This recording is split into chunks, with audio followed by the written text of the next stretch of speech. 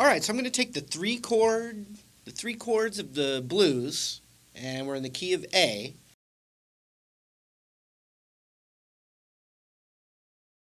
So the first chord, but I'm going to show you specific voicings because these little double stops I'm going to show you come from these chords.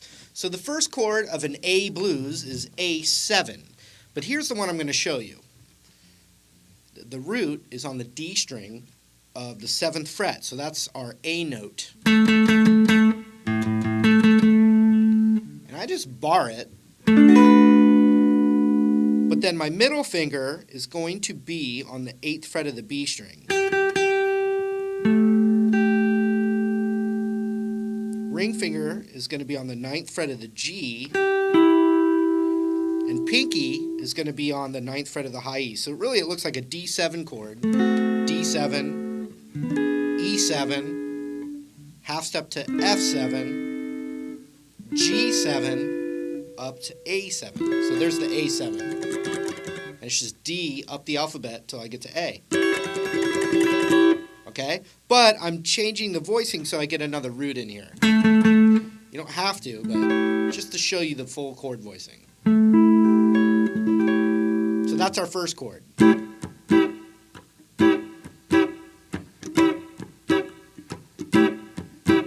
Okay, now I'm going to show you the next chord, which is D7, but we're going to play this one.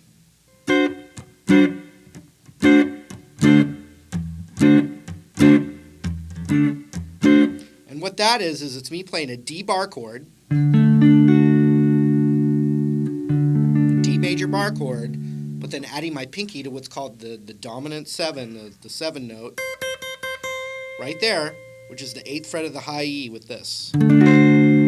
So that's our D7.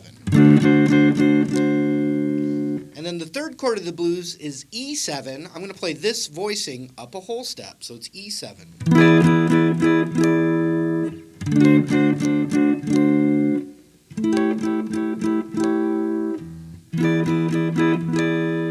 So now I'll go through the blues with those voicings.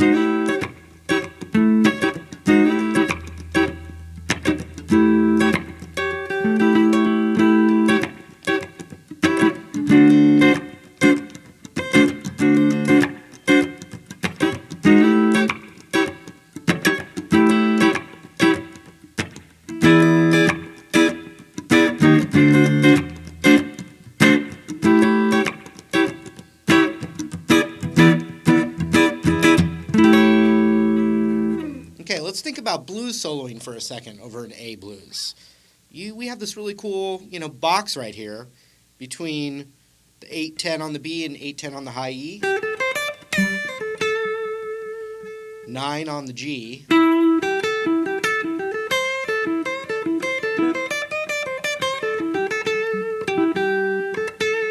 okay, now if we stay in this little box, let's look though at those chords we were playing in reference to this little blues box that we would use for soloing. That first chord. So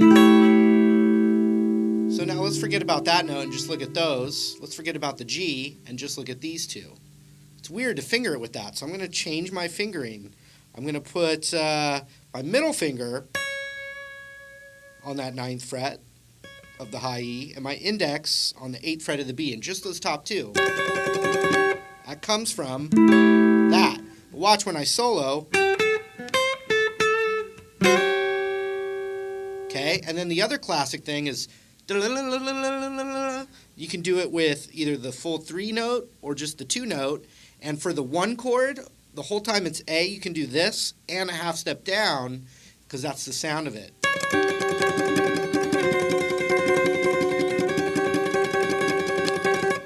Okay, you can always do that, or with the full one.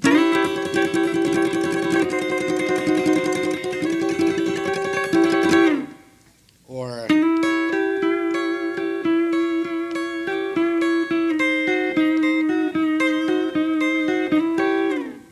as well, Hendrix kind of thing, right? But then just with the 2 fingers, you got that. Now watch this. If I play the 4 chord, the D7, let's just look at the high E and the B. It would be that. So So if I change my fingering, look at that. It's just a half step lower than the A7. So we got that for A7, and then for, we just got a half step down.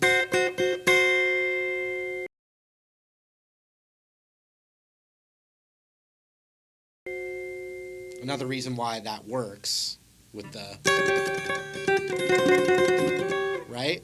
And then for the E7, we would have it a half step higher than the A. So it'd be 10th fret on the high E and 9th fret on the B for that third chord. So look, it's the same thing, 3 half steps apart. It's very interesting, actually. So let's look at it again. We got A7, which you can just look at the middle finger, and it would be that 9th fret.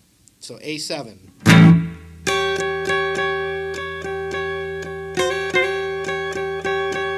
And then we go to the 4 chord. Back to the A7. E7 up a half step. D7 down a whole step. A7 back up to a half step. E7.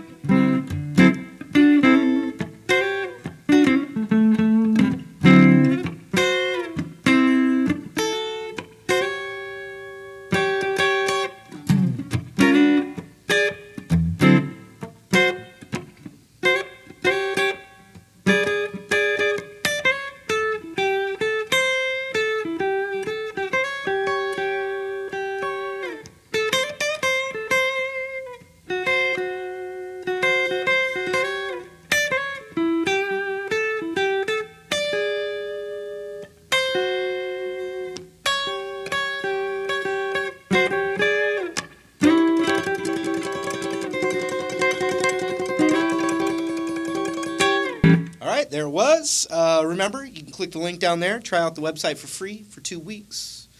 A lot of lessons on there to go through. Also, hopefully we'll see you in another one of these videos real soon. See you later.